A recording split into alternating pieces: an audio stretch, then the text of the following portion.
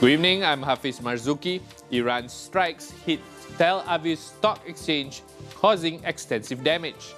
And we also have reports from the Asia-Pacific Roundtable and the St. Petersburg International Economic Forum. All this coming up on AWANI International.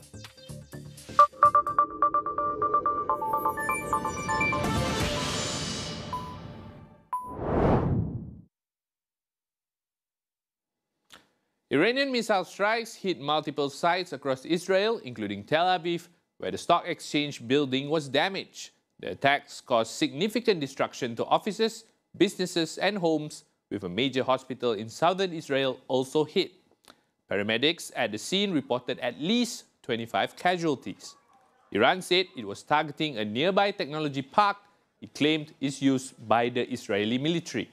In response, Israeli Defense Minister Israel Katz ordered the military to intensify strikes on strategic targets in Iran. This escalation follows Israel's earlier wave of strikes on Iranian sites, including a nuclear complex. US President Donald Trump is keeping the world guessing on whether the US will join Israel's strikes on Iranian nuclear sites as the conflict enters its 7th day. When asked by reporters outside the White House if he had made any decision, he played coy by saying, "I may do it, I may not do it. I mean, nobody knows what I'm going to do." The Wall Street Journal reported that Trump had informed senior aides that he had approved attack plans on Iran, but was holding off on giving the final order to see if Tehran would abandon its nuclear program. In response, Iran's Supreme Leader Ayatollah Ali Khamenei warned that any US military intervention will be accompanied by irreparable damage, adding that Iran will not surrender. Now, after the break, we delve into reports from the Asia-Pacific Roundtable. Stay tuned.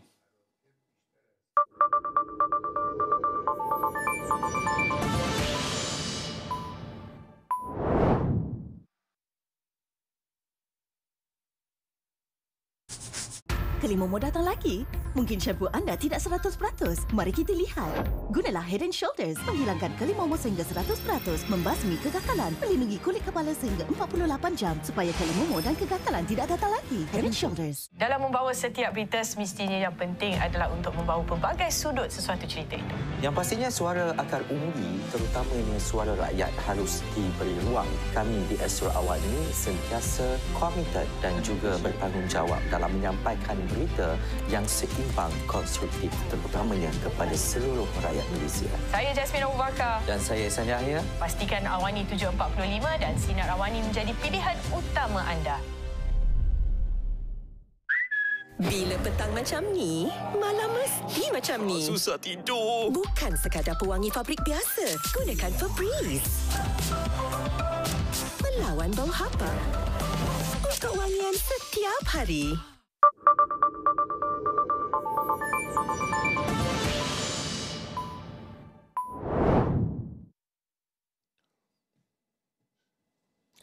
Thai Prime Minister Paetongtarn Shinawatra has apologized after a leaked phone call with former Cambodian leader Hun Sen, an incident that now threatens to bring down her government. Reporting from the 38th Asia-Pacific Roundtable, Fei Kwan speaks to Dr. Fuadi Pitsuwan, President of the Surin Pitsuwan Foundation, on how this situation might unfold. It is day 2 of the 38th Asia-Pacific Roundtable here in Kuala Lumpur, and today's sessions touched on the US in a changing Asia, the road ahead for the Myanmar crisis, and of course where ASEAN sits in all of this. Now, I'm joined by Dr. Fuadi Pitsuwan from Thailand. Dr. Fuadi, thank you for taking the time to offer your comments.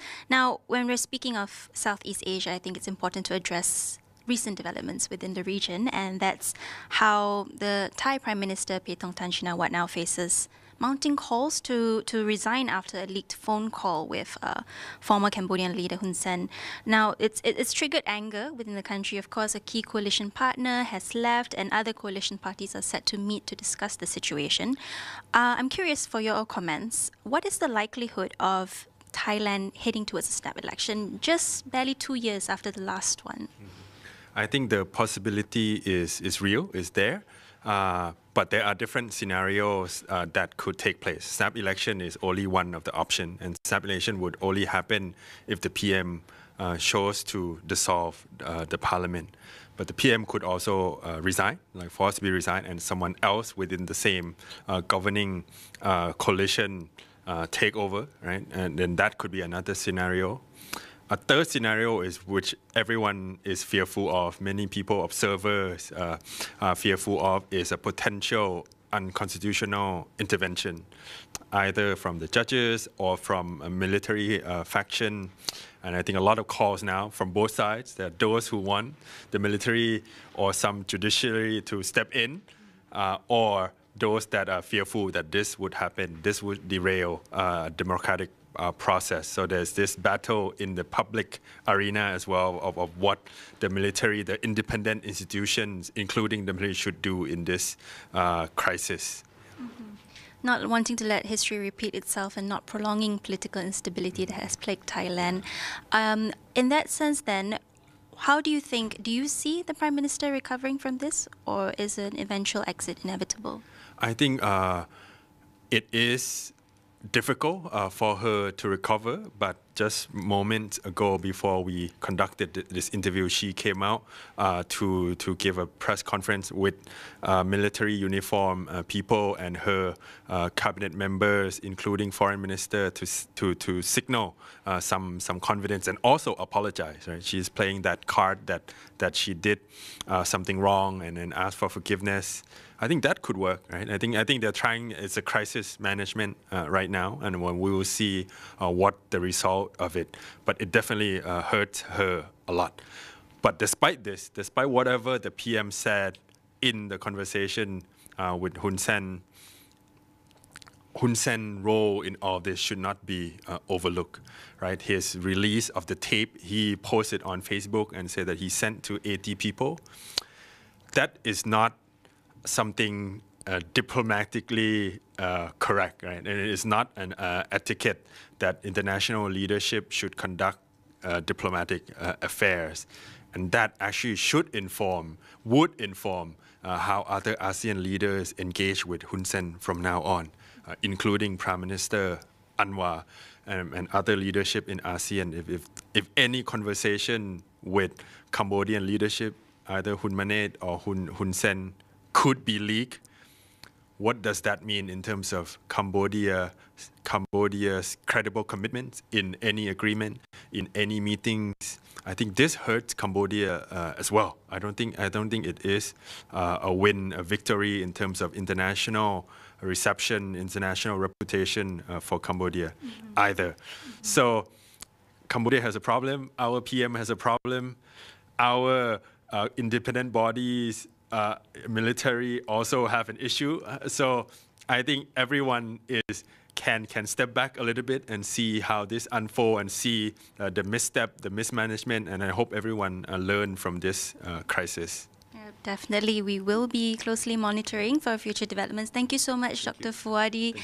Stay tuned, more for us from the 38th Asia-Pacific Roundtable. Hafiz, back to you in the studio. Thanks, Faye. Other than what is going on around ASEAN, we also want to take a broader look with regards to the US at the Asia-Pacific Roundtable. Now, with shifting regional dynamics, does the US still hold significant influence within Asia? That is the question our correspondent Faye Kwan posed to Elena Noor, Senior Fellow at the Carnegie Endowment for International Peace. Washington itself has long been a central player in Asia, but as regional dynamics shift and countries are seeking greater strategic autonomy and resilience now, you've mentioned just now in the panel earlier that we need to, quote-unquote, divorce ourselves from projections coming out of Washington and take time to focus on ourselves. So if you could just clarify for me, is the US then still seen as an indispensable power to Asia, or is that influence beginning to fade? So realistically now, the United States is an indispensable power to Asia. If you just look at the military bases in Japan, in Korea, the number of U.S. troops there. The U.S. has been there, will probably continue to be there for a long time. The U.S. is also a treaty ally to two countries in Southeast Asia, the Philippines and Thailand. The U.S. has expanded its presence in the Philippines. So in terms of security, defense ties, the U.S. remains an indispensable partner to some countries in Asia writ large, probably not all. But if you look at kind of the economic weightage of the U.S. in Asia, that's probably going to wane a little. There are some conversations about de-dollarization, for example. I don't think we're there yet, but certainly there are countries in the region that are trying to buffer themselves against the particularities, the uncertainties of U.S. economic policy right now. That talk about an ASEAN currency on the horizon. But then if we're looking back then on the first 6 months of a Trump 2.0 term, and the US seeing as how it's growing inward focus, and not a lot of emphasis on ASEAN, as you pointed out earlier. So what can we realistically expect from Washington's engagement with Southeast Asia down the line? Yeah, you know, I think there's a lot of discussion in Southeast Asia about what to expect from Washington in the first 6 months of President Trump's administration and for the rest of his term. I know there's been a lot of hand-wringing. I've done a bit of that myself, but honestly, I don't think it's such a bad idea for Southeast Asia to be low on the radar screen of Washington. Washington is certainly preoccupied with many other urgencies and priorities right now. And given the tariff wars that President Trump has unleashed across the world, including here, it's probably a good thing that we're not high up on a priority list. So in terms of what we can expect, that's really up in the air right now. As we all know, President Trump's policies can change on a whim. And so I think that's why I mentioned it's probably a safer thing to do in the long run for us to buffer against some of these unpredictabilities by focusing on ourselves, building our resilience in the longer term.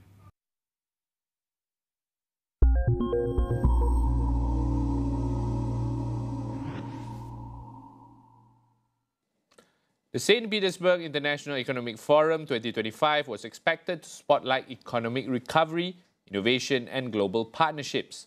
But a sharp geopolitical warning from Kremlin shifted the focus. Lead editor Najib Arif has the details. Thank you, Studio. At the St. Petersburg International Economic Forum 2025, conversations on trade, technology and also innovation quickly gave way to urgent global concerns, with the escalating conflict between Israel and Iran taking the center stage. And of course, in a powerful statement, Maria Zakharova, spokesperson for Russia's Ministry of Foreign Affairs, voiced Moscow's deep concern over Israel's recent strike on Iranian nuclear facilities, warning that such actions could ignite a far more dangerous regional conflict. And at the same time, she also issued a stern message to Washington: stay out of the confrontation or risking fueling an already volatile situation. We can see an attack on the objects, nuclear installations, nuclear sites, which poses a risk to global security and actually keeps us on the brink of a catastrophe whose implications will be felt everywhere, even in Israel. And Russia calls on the Israeli leadership to come to senses and immediately stop attacks on nuclear installations and sites under safeguards and subject to IAEA verification activities. And we're particularly concerned about the safety of the Bushehr nuclear power plant, which employs Russian specialists, the harsh and irreconcilable reaction of the world's majority countries to Israeli attacks on Iran's territory, including nuclear energy infrastructure, coupled with the results of an emergency meeting of the UN Security Council on June 13th and a special session of the IAEA Board of Governors on June 16th, indicate a rejection of the confrontational course and destructive actions of the Israeli leadership. Mutual consideration and calibrated balance of interests. We would like to particularly warn Washington against military intervention in the situation, which would be an extremely dangerous step with truly unpredictable negative consequences. As tensions rise in the Middle East, the diplomatic temperature at SPIEF 2025 is rising with it, and the world is watching. That report wraps up AWANI International tonight. Stay tuned for our reports on the rivalries, strategies, and the shifts behind the power affairs driving the new global order. Visit international.astroawani.com for more. Be sure to follow our social media accounts at Power Affairs. I'm Hafiz Marzukhi. Thank you for watching. Good night.